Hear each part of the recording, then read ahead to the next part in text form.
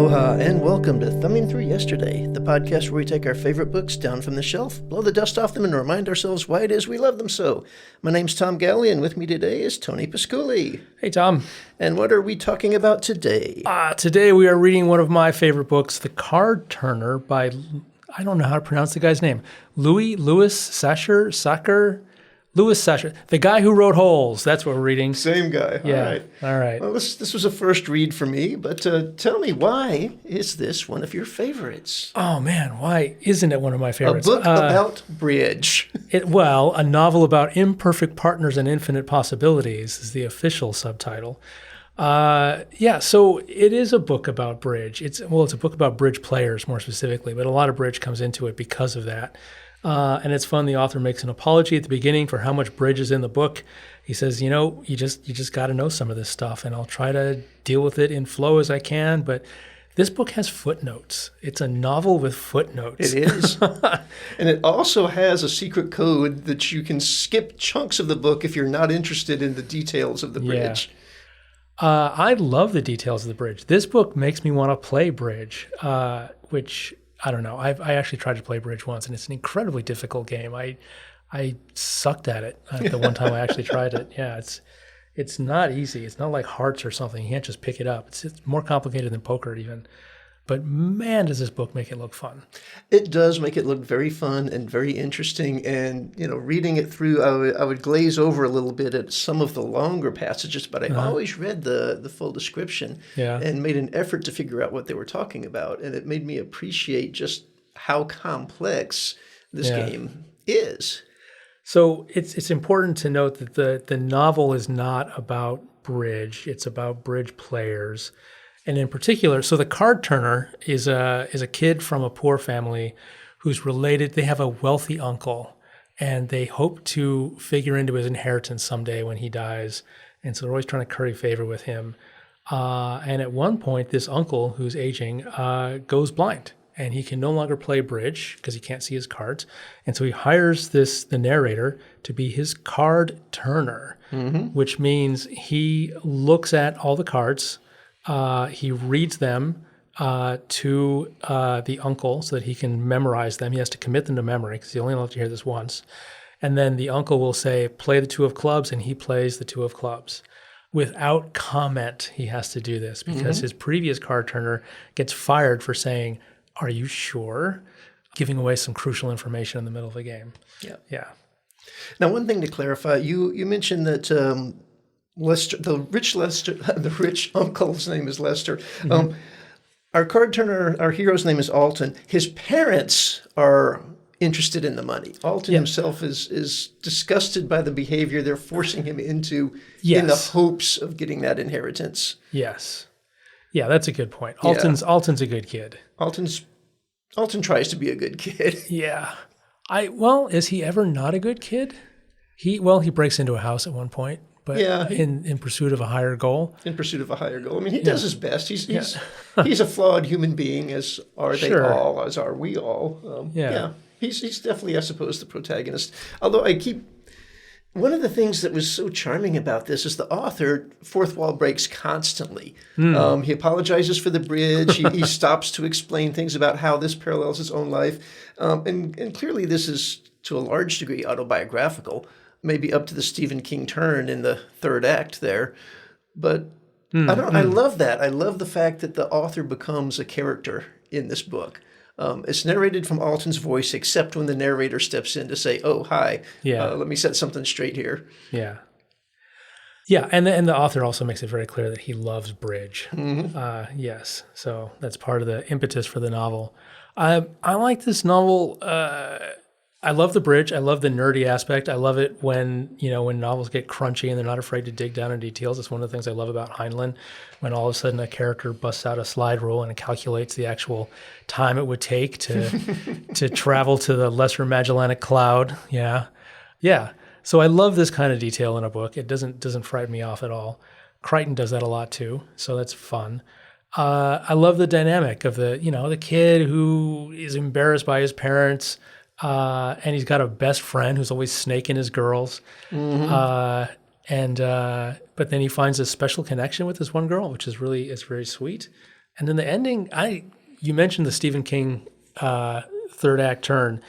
I don't know if we even want to spoil that. If you haven't read this, the ending is surprising. Yeah, if you're listening to this podcast, our assumption is that you've read the book.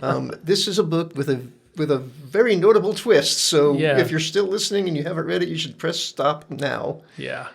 You've been warned. But one of the other things I like about Sachar's style is that he's very plain. He writes very, very plainly. He doesn't ornament his sentences or his language. It's just very matter of fact, bump, bump, bump, bump, bump. And I like that. Even though his stories tend to be a little wild. Like this, again, this is the guy that wrote Holes. And have you read Holes? I have not read Holes. And I tried to watch the movie and very quickly figured out I'm not the target audience. Yeah. And moved away from it. So I know nothing about Holes other than it was a cultural phenomenon for 6 months. I couldn't watch the movie either, despite loving the book. But it's a similar sort of thing that starts off as this very gritty realism where a kid gets accused of a crime he didn't commit and his family doesn't have the ability to defend him. And so he gets sent away to Camp Green Lake, where the punishment is that every day you have to dig a hole that is 5 feet wide and 5 feet deep because it builds character. And then it turns out there's much more going on, and the person who runs the camp is evil, and there's a whole weird backstory with a kissing bandit. Yeah, and it gets crazy. It gets crazy at the end. But it starts off very, very normal at the beginning. But he tells the same story. He tells it in a very, very matter-of-fact way, just like this happened and then this happened. And he also just recently wrote an adult novel. I actually read all three of these books since we last talked. The adult novel, this is ostensibly adult novel, is called The Magician of Tiger Castle, which is a little bit silly.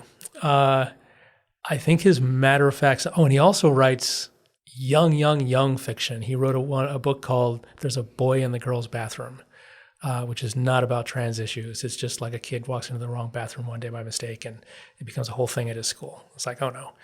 And I find his voice works really, really well for middle grade and YA. And it's just, something about this very matter-of-fact, almost reporting of the situation with the occasional fourth wall break worked very well in support of these fantastic narratives, where it does not work as well for me with the adult book or the young book. Yeah. So. Okay. But it's a very similar style across all age ranges, which I thought was surprising. Yeah, that would not be what I expected. Yeah. Likewise. Now, we've talked a little bit about the bridge aspects of this, but this also has a very convoluted, almost soap opera-esque family structure, and the contrast of personalities or whatnot. The girl you mentioned, Tony, who he forms a bond with, is the daughter of the crazy sister of the ex-wife of the card player, for example. Yeah, I mean, it's this bizarre combination of a coming of age mixed with a weird soap opera dynamic with semi-evil, greedy parents and a lot of bridge that is far more entertaining than you would expect it to be, than I expected it to be. The convoluted family dynamic was less entertaining than maybe the author expected it to be. I think it served as a very good mystery. It's like, oh, there's something dark in this family's past, and we don't know what it is, and she's somehow connected to it, and it's the reveal turns out to be a great thing in terms of, oh my God, this whole situation was misunderstood and a tremendous injustice, but beyond that, it's just a lot of just complicated machinery to make this thing happen. It doesn't, it pays off in those two specific instances, but other than that, I mostly kind of like I couldn't tell you what the family tree is. At this point, I've read this book 3 or 4 times, and that aspect of it just drops away from me. I certainly don't know the whole tree. I just remember that link of connection between him and Tony. In that aspect, it reminded me a little bit of The Others, and that there's this complex stuff going on around the main story, although I'd be hard-pressed to tell you what the main story of The Others was. No, not The Others. I'm sorry. The computer programmer, the Mormon family... Lost Boys, yes. Yeah. And these external machinations take up a lot of pages and require a lot of brain power and then end up not weighing in very heavily on what the narrative ultimately is. Interesting. I think for Lost Boys, what he was going for there was that I see your point. It becomes very episodic and a whole bunch of stuff that is away from the main narrative.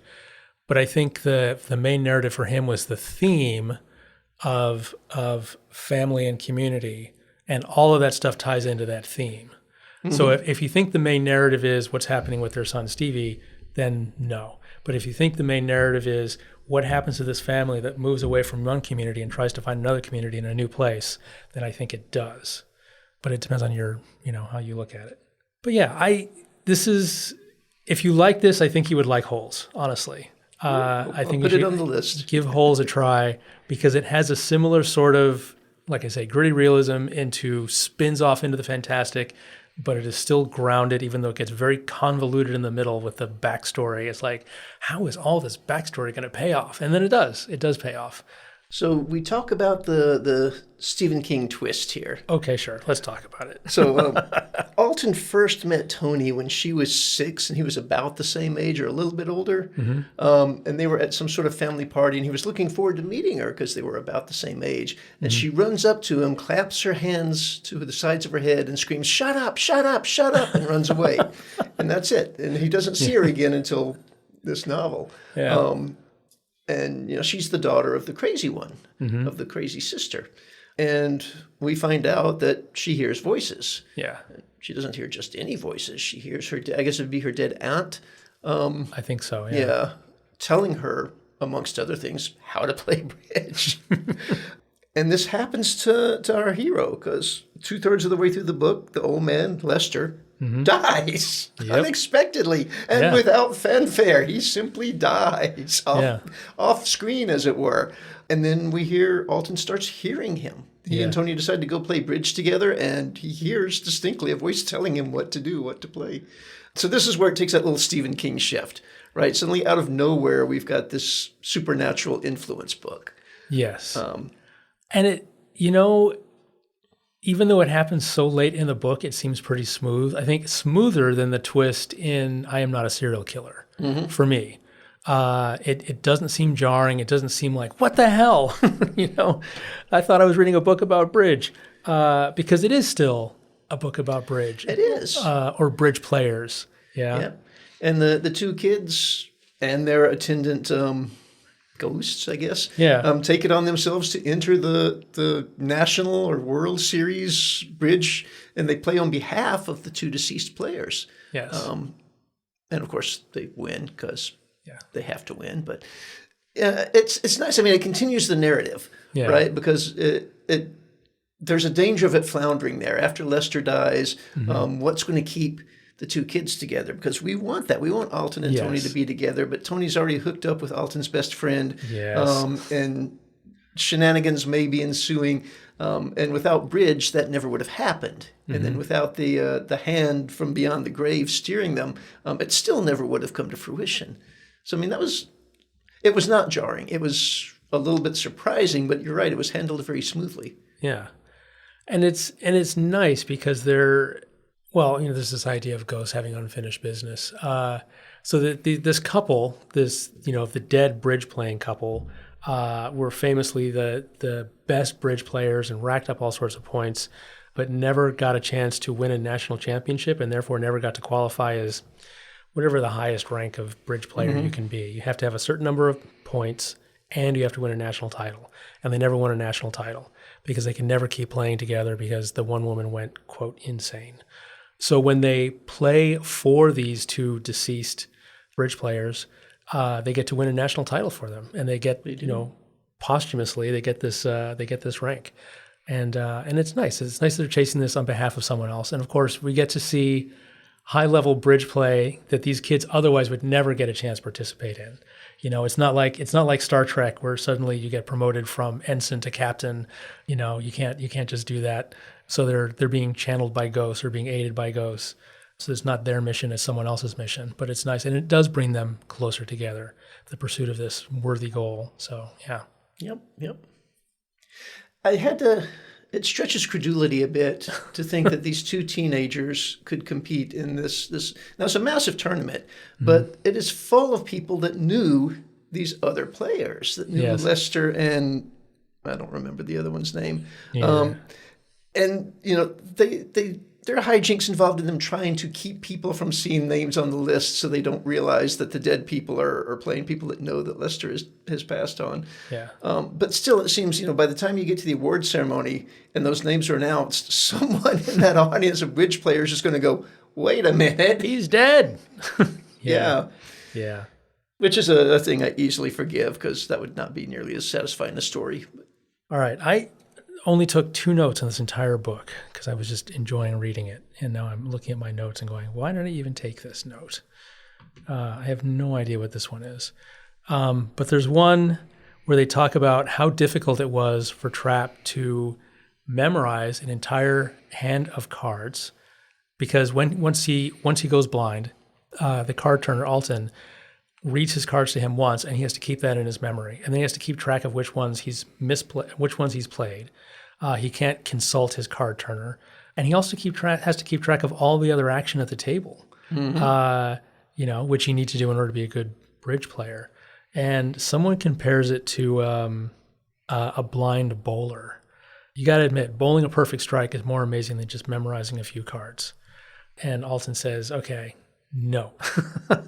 Every bridge hand is different. There are 653 billion possible bridge hands, and there are, I don't even know, some umpty quadrillion billion combinations of possible deals. Yeah.